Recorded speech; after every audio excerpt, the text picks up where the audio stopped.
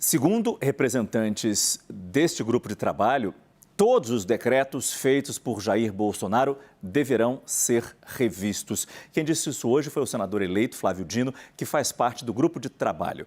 O parlamentar ainda comentou que as medidas devem ser tomadas nos primeiros 100 dias do governo eleito. Essa entrevista foi logo depois da visita do senador ao Ministério da Justiça. A gente lembra que ontem, em entrevista aqui à CNN, o deputado federal Paulo Teixeira, do PT, afirmou que algumas medidas do atual governo desvirtuaram o Estatuto do Desarmamento. Vamos ver um trecho da fala de Flávio Dino nesta quinta-feira, lá em Brasília. É claro que haverá revogações, não só no que se refere a armas, mas, sobretudo, nesse momento não há dúvida sobre armas, porque o liberou geral deu errado. O liberou geral é uma irresponsabilidade, o liberou geral conduz a atos de violência nos lares, nas escolas, o liberou geral levou armas para as organizações criminosas, para as quadrilhas. E essa proliferação de atiradores, caçadores, colecionadores, na verdade, infelizmente, está se prestando a fachada para atos ilegais. Então, evidentemente, haverá, sim, um reordenamento normativo sobre isso. Isso vai envolver revogações de atos que foram editados e é isso, inclusive, que vai constar no relatório que nós vamos entregar no dia 12 de dezembro. Sambrana, o senador Flávio Dino fala com uma certeza de que vai haver essa revogação. A gente está falando de grupo de trabalho que deveria, em tese, apresentar propostas, sugestões, mas aparentemente é certo. Essas revogações vão acontecer porque batem, segundo os representantes do grupo de trabalho de Justiça e Segurança Pública, com o Estatuto do Desarmamento. Eu acredito que eles vão fazer isso e eles já estavam falando isso durante a campanha. Mas eu queria levantar aqui um ponto, Márcio, que eu acho que é interessante. A gente vem falando do mercado nervoso. Eu acho que o mercado só não está mais nervoso porque a gente sabe quem é o presidente do Banco Central.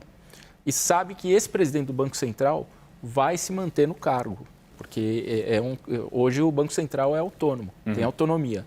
Mas tem um ponto que vai fazer com que o mercado fique nervoso novamente, que é o teste dessa autonomia do Banco Central. Em fevereiro do ano que vem, em fevereiro de 23, vai expirar o mandato de 2 diretores do Banco Central, que são os da diretoria de política monetária e de fiscalização de política monetária. Vai expirar o mandato desses 2. E o Roberto Campos Neto, que é o presidente do Banco Central, pode reconduzi-los ao cargo ou escolher outras pessoas. Mas quem vai chancelar isso é o presidente da República. É preciso uma chancela do presidente da República. Aí a gente vai ver se, de fato, o Banco Central é autônomo. Isso é importante. Essa é um ponto que a gente não tinha tocado ainda, em como pelo menos a garantia até 2024. O presidente do Banco Central até 2024, mas algumas diretorias, os mandatos expiram antes. Até que ponto a presidência do Banco Central pode dar essa tal de perspectiva de mercado do que a gente vai ter nos próximos 2 anos, Raquel? É para isso que existe autonomia, né, Márcio? É por isso que o mandato do presidente do Banco Central não coincide com o mandato do presidente da República. A cada 2 anos, né? Ele dura 4 anos e encerra no meio do governo seguinte, para poder você garantir uma certa estabilidade. Como política monetária é uma coisa e política fiscal é outra, a gente vê que quando tem um desarranjo enorme na política fiscal, o trabalho do Banco Central fica mais difícil. O Zambrana está certo, a instabilidade seria muito maior se, além do ministro da Fazenda, a gente também estivesse discutindo quem o Lula ia indicar para a presidência do Banco Central. O Roberto Campos Neto já colocou isso de uma forma clara e as curvas de juros futuros estão apontando para um problema grave que esta política fiscal expansionista, além da conta, sem nenhum controle de gasto, está trazendo, que o PT está sinalizando, vamos ver se isso se confirma, traz para a tarefa do Banco Central. Campos Neto já disse: com essa PEC, provavelmente, eu vou ter que segurar os juros por mais tempo do que eu imaginava. Vamos lembrar que o Brasil foi um dos primeiros países que começou a subir os juros para combater a inflação. Ele tem esse mérito. Os Estados Unidos ainda está nesse processo.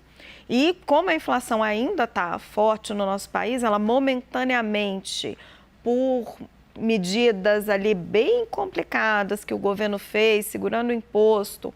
Nós tivemos 3 meses de deflação no período pré-eleitoral, mas ela ainda está forte. O Banco Central tem uma tendência de manter esse juro até o ano que vem. O que o Campos Neto está sinalizando vocês continuarem nessa toada, eu vou ter que manter esse juro alto por mais tempo e, eventualmente, eu vou ter até que subir essa taxa. Então, você vê que a sinalização de política fiscal e uma política fiscal desarranjada, ela atrapalha a política monetária e ela pode subir o juro, encarecer o preço dos empréstimos. É muito difícil você querer fazer esse intervencionismo e mudar a economia na marra. A Dilma já tentou isso e deu errado. É impressionante como que não deixou aprendizados, não deixou lições, pelo menos é o que dá a entender as falas do Lula. A gente começou o Prime Time falando das falas do presidente eleito Lula lá no Egito, falamos também dos problemas trazidos pela PEC da transição e as dúvidas que surgiram naquele texto. E aí o Fábio comentou agora, eu queria ter com você, Fábio, não como você viu as falas do presidente eleito, mas até quando ele vai continuar com esse tipo de discurso de campanha e não mais como presidente eleito? Como é que você enxerga essa situação? Acho que, Márcio, tem um momento hoje de depuração de expectativas, né? Expectativa do governo eleito, da classe política, do mercado, dos atores que fazem ali o jogo da política. E isso que o Carlos e a Raquel trouxeram, que é a questão das ações de governo, quer dizer, o que vem aí em termos de ação de governo, é fundamental para a gente entender o que mudou nesses 20 anos que separam o primeiro mandato de Lula do terceiro. Nas redações, a gente usava uma terminologia que eu acho muito útil para o mercado. Diferenciar o que Lula fala do que Lula faz. A gente brincava assim, o que Lula fala nem sempre é notícia, mas o que ele faz é sempre notícia. Eu acho que ele vai naturalmente ser obrigado pelas contingências. Eu acho que o mundo mudou, a economia está mais volátil.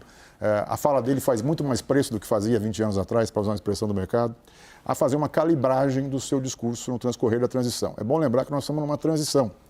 Quer dizer, o cargo, ele é radioativo. Ele vai sentar na cadeira da presidência a partir de 1º de janeiro. E aí as medidas ficam mais pesadas. Então, por enquanto, a gente vê o Lula muito, de fato, com um espírito de palanque.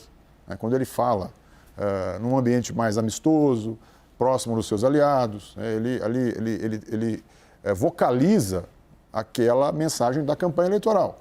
Nós vamos começar a enxergar, de fato, a diferença entre o que o Lula fala e o que ele faz na montagem da equipe. Ele dando os primeiros sinais da sua equipe, ele pode dar algumas respostas para o mercado, para o Congresso, para quem está ajustando as expectativas. E eu acho que vai ter, da parte do presidente eleito, uma demanda, inclusive dos seus conselheiros, dos seus aliados mais próximos, para que ele faça uma calibragem desse discurso para o discurso de um chefe de governo, um chefe de Estado. Por enquanto, ele está fazendo um discurso de chefe de Estado na COP, mas para dentro, ele está fazendo um discurso de palanque eleitoral. Até quando ele vai estar disposto a correr o risco de iniciar o governo dele, por exemplo, com uma desconfiança de investidores generalizada, a ponto disso impactar, por exemplo, na inflação, que é algo muito sensível ao Lula. Se ele começar o governo com um pico inflacionário por conta das falas dele e das ações de transição, eu acho que é um custo político alto para quem já foi eleito com o país dividido. Ele venceu a eleição com um pouco mais de 1 ponto percentual de diferença para o atual presidente.